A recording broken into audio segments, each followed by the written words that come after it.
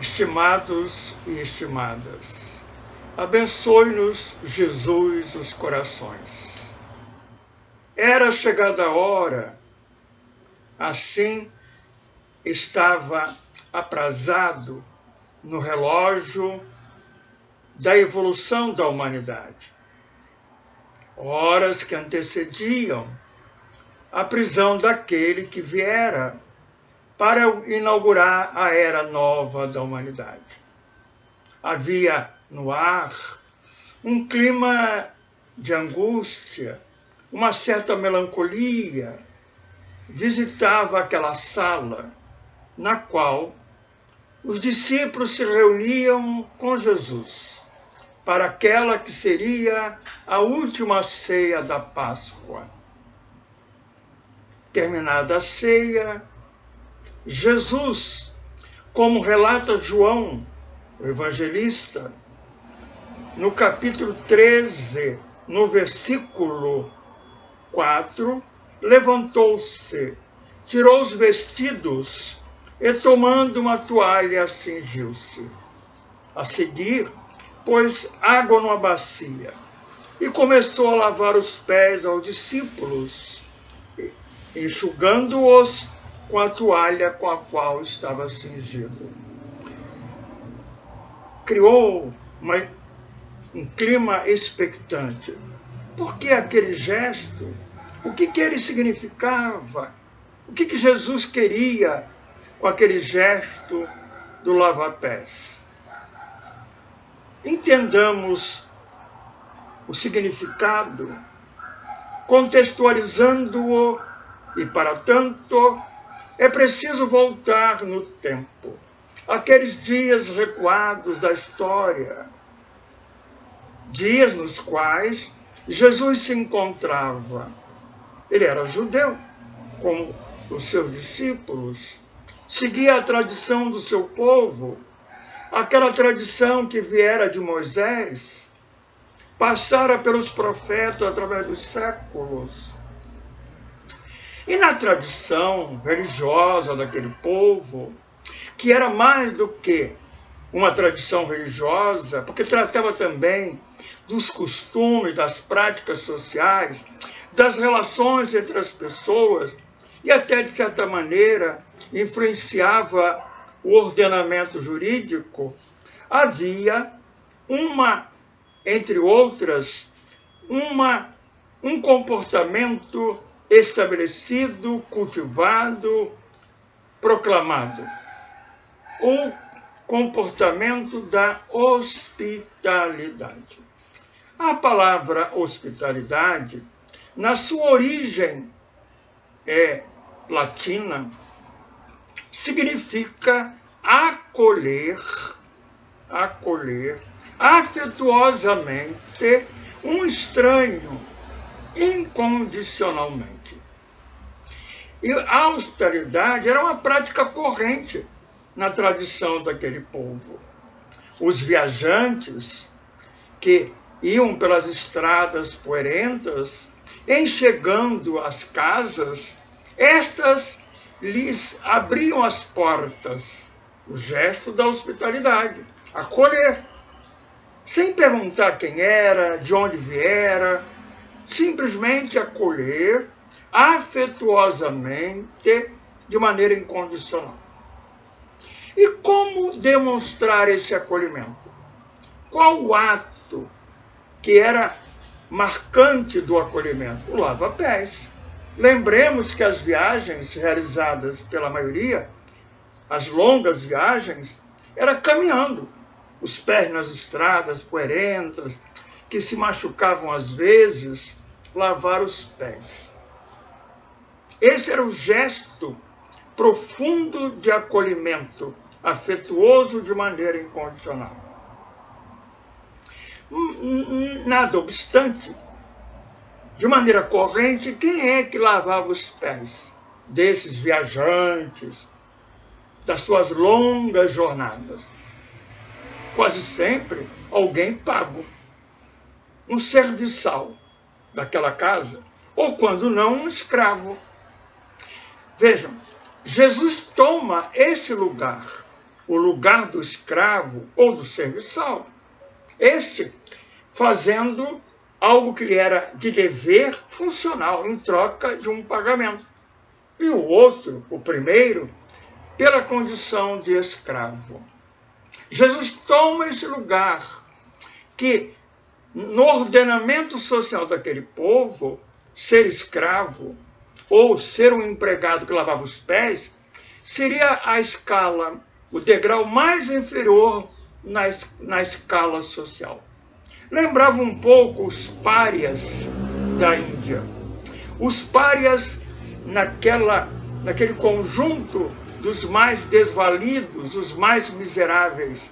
Havia um pária na Índia, na cultura indiana, que era aquele que limpava as latrinas. Mutatis mutandis, vamos entender assim, o lava-pés. Lavar os pés, alguns mal cheirosos, cheios de feridas, isto era feito por obrigação, não pelo hospedeiro, mas por aquele a quem ele contratava, como pagando ou tinha submetido a sua ordem porque era um escravo.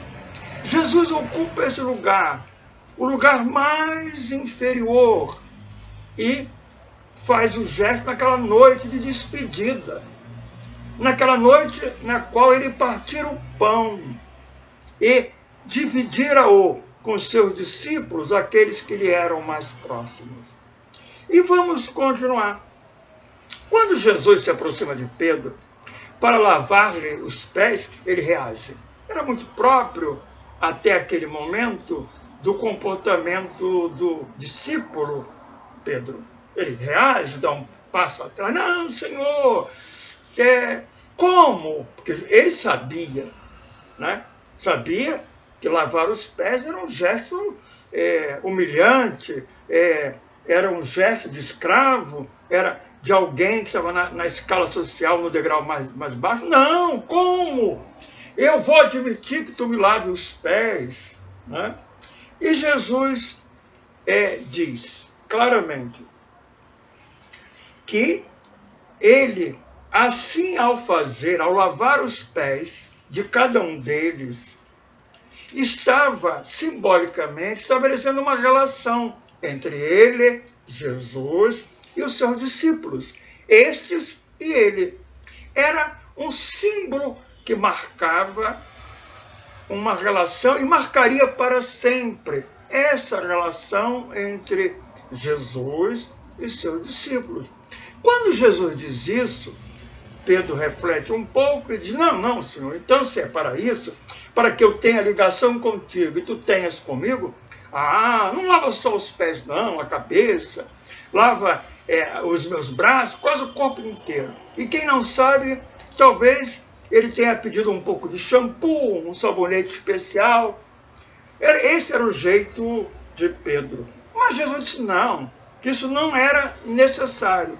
Bastava apenas lavar os pés. Isso é muito significativo. Os pés que caminham pelas estradas, né? Os pés têm um significado, sobretudo no Oriente, profundo. Não é? Lavar os pés, oscular os pés após lavar, como a mulher, aquela que era de má vida e assim considerada rejeitada, adentrara a um jantar que um fariseu oferecera a Jesus, atira-lhe aos pés e começa a lavar os pés com os óleos mais caros e enxugar com os próprios cabelos. Todos estranham. E Jesus, quando comenta esse episódio, diz, bom, você está estranhando que eu aceite que ela me lave os pés, mas eu aqui cheguei e tu não fizeste isso, para ver que fazia parte da cultura e das práticas e costumes daquele povo. Era um significado profundo, os pés. Os pés cansados, feridos, que precisavam de um refrigério, de um amparo, de um socorro, de um descanso para que aquela pessoa que está em viagem pudesse depois prosseguir.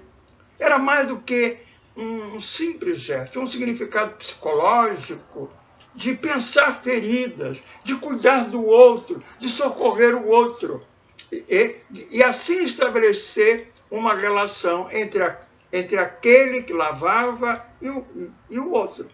Jesus toma isso e ressignifica, porque na prática isso acabava não acontecendo pelo que eu já disse, porque isso era feito por obrigação, por imposição da cultura que era trazida para uma imposição, porque era feita por um escravo ou por um empregado.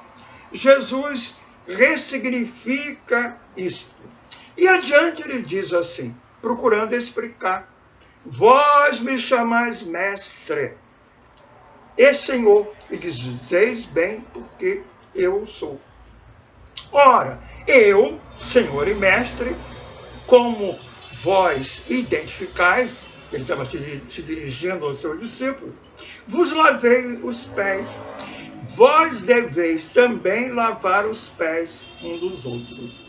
Porque eu vos dei o exemplo, para que, como eu vos fiz, façais vós também. Jesus estava estabelecendo um uso e uma prática naquele grupo, naquela comunidade. Não é? Agora vamos tentar ampliar a compreensão. Vamos lembrar que os textos que permaneceram aos nossos dias, os textos originais dos evangelhos, das anotações das palavras de Jesus, que ele próprio nada escreveu, foram quase sempre em grego. Em grego. Pois bem, em grego,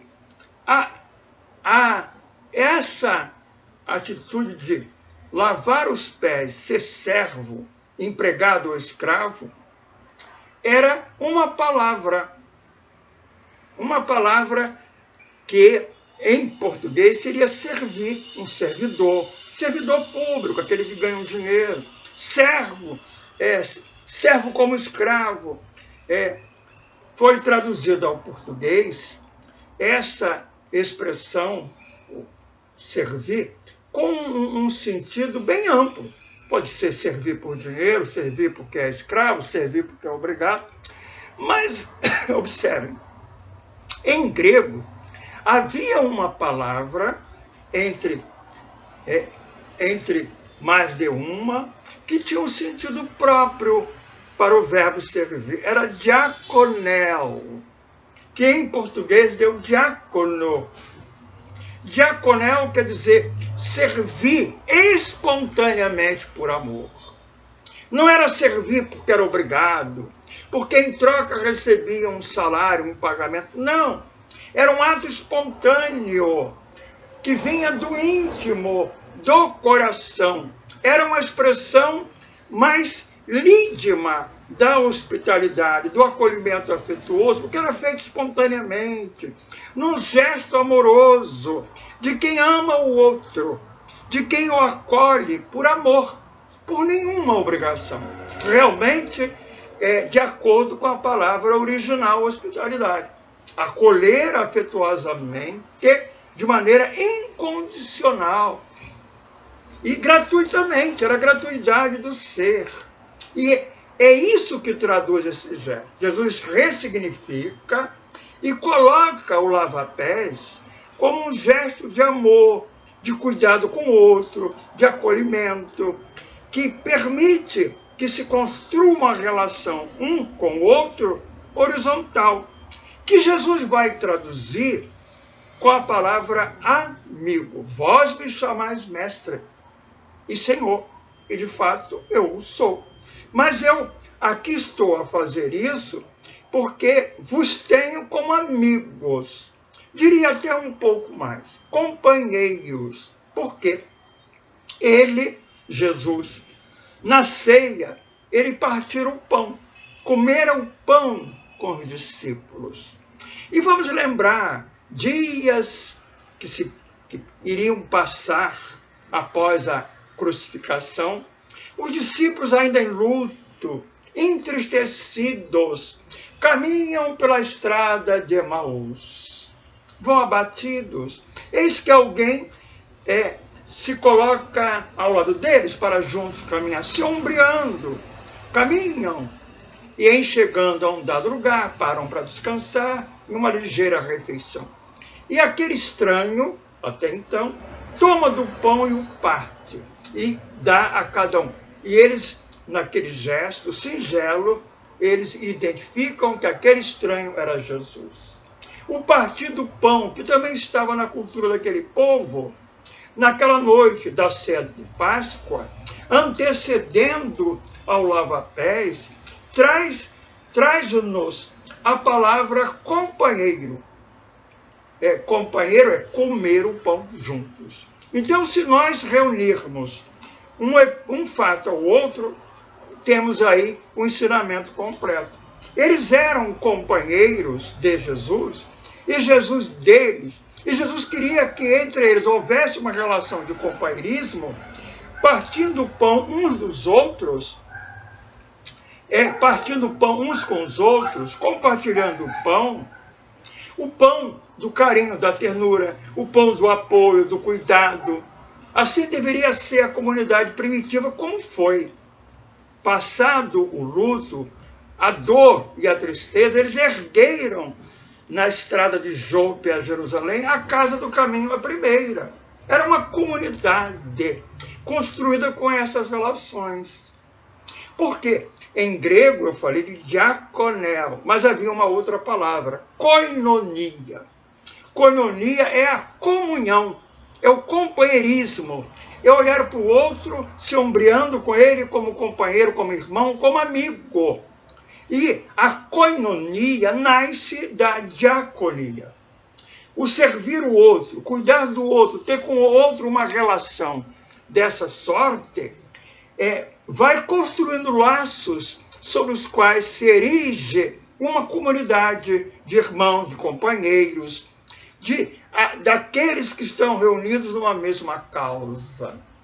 Trazendo aos dias de hoje, quando pensamos a doutrina espírita, que surge em solo francês, após a Revolução Francesa dos fins do século XVIII, e temos toda primeiro período do século XIX, com lutas para levar adiante a proposta da Revolução Francesa, na sua inteireza.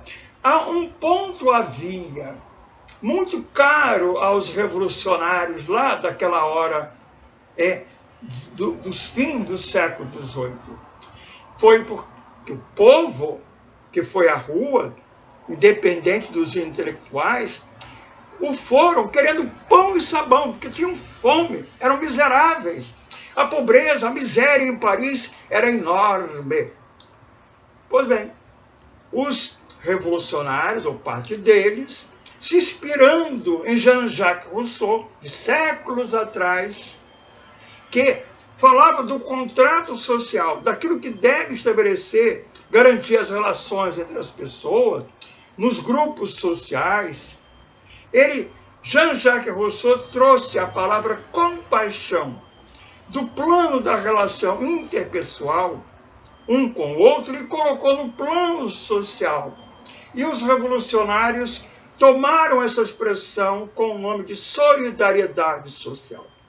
Esse passou a ser um princípio caro à cultura francesa. E Allan Kardec estava nesse contexto, e ele absorvera essas lições. Isso se faz presente em textos, em obras póstumas, por exemplo, quando ele analisa a tríade francesa, liberdade e igualdade. Mas o que é a mediação entre liberdade e igualdade? A fraternidade. E Allan Kardec vai chegar a dizer, isso está lá no Evangelho segundo o Espiritismo, no capítulo 25, que fraternidade não se obtém por decreto, porque ela está no coração. Para que ela esteja nas relações entre as pessoas, ela há que estar no coração. E ela, do coração, sai em gestos de cuidado de uns com os outros, de ombreamento, de apoio, de uma relação horizontal, não de competição. Assim era a Casa do Caminho. O Padre Alta, em um livro editado pela FEB nos bons tempos, O Cristianismo do Cristo de seus Vigários, dizia que na Casa do Caminho todas as funções, todas, eram funções de serviço e não para dominar. Não havia uma hierarquia na Casa do Caminho.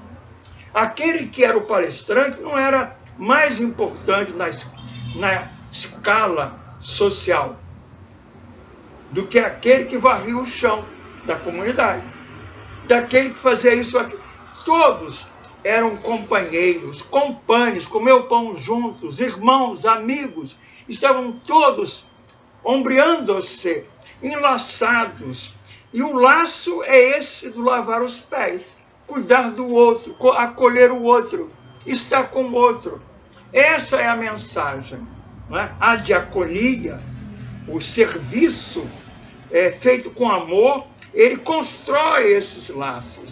E essa proposta, Allan Kardec a deixou e trabalhou-a no movimento espírita iniciante em França, em suas viagens, está em seus escritos. Há certo trecho no Livro dos Médiuns, item 334, ele diz: os espíritas visitando-se entre si, trocando experiências, correspondendo uns com os outros, podem formar o núcleo da grande família universal de amanhã. Essa é a proposta de Allan Kardec. Esse é o significado da doutrina espírita para a amizade. Ganha essa conotação. Ainda esses dias, comemorou-se o Dia dos Amigos. Aí os zaps colocam mensagem para lá e para cá, cartõezinhos. É uma boa lembrança, sim, não há por que criticar. Mas é simbólico. É importante que toda essa brincadeira, esses cartõezinhos, essas mensagens, possam correr na rede social, mas expressando simbolicamente essa busca, essa necessidade de encontro, diálogo, de abraço, de apoio. Estamos na pandemia, é verdade, em isolamento físico. Não podemos nos abraçar, nos tocar. Brasileiros que somos, o tapinha nas costas, temos que usar máscara. Nada obstante, por que não usar as redes para nos abraçar? Para lavar os pés uns dos outros? Para cuidar da dor, a dor alheia? Para que, em cuidando da dor do outro, eu cuido da minha própria dor. Não vou cuidar da dor do outro porque eu não tenho dores, porque eu sou incólume aos problemas, à pandemia, ao estresse da quarentena. Não, é porque nos ombreando, cuidamos-nos todos uns dos outros, uma grande família. Na visão espírita, a palavra amizade, amigo, ganha essa amplitude, que está no contexto doutrinário, quando examinamos, por exemplo, en passant, o capítulo 9 do Evangelho segundo o Espiritismo, o item 6º, afabilidade e doçura.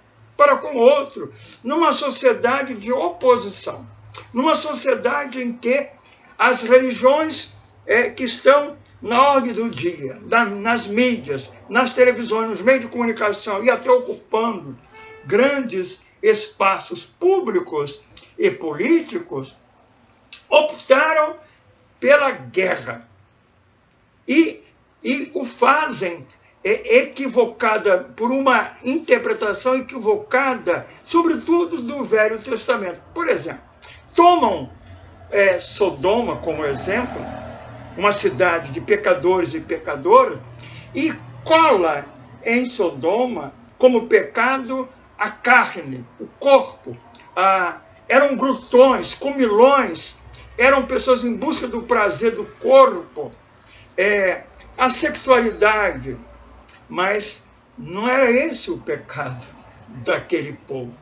O pecado foi do não acolhimento, da não hospedagem. Vamos lembrar, Ló, ele percebe que dois varões estranhos chegam e ele acolhe, ele vai, se coloca para acolher, porque isso era natural.